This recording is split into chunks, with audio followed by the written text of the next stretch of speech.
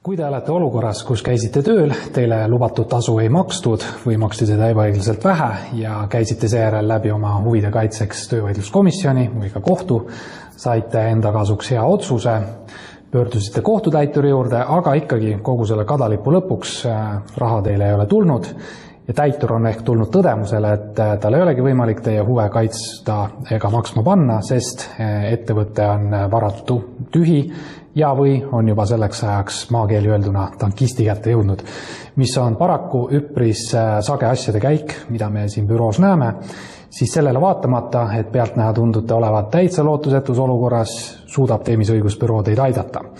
Ja mida me selleks siis teeme, on pankrotimenetlus kohtus. Pankrotimenetluse nüanssidega ma ei hakka siin vaatajat vaevama, see on juristide pärusmaa, seda me siin büroos mõistame, oskame, oleme aastaid teinud ja oleme väga paljudele inimestele raha tagasi toonud sealt, kus enam lootust seda pealtnäha alguses enam ei olnudki.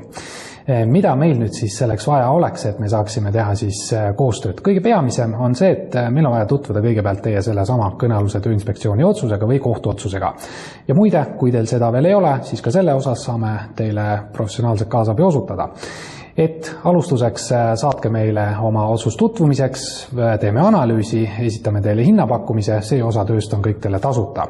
Ja võimalikud väljavaated viisid on siis meil põhimõtteliselt kolm meedet. Siis esimene, ostame nõudeõiguse teilt ära, raha maksame kohe, teine, teeme siis tulemustasu alusel koostööd, ehk et jagame siis kokkulepitavat protsenti, kui oleme raha kätte saanud, ja kolmas meede, et kui esimene ega teine üldse ei sobi, siis on alati ka teenustasu alusel võimalik koostööd teha.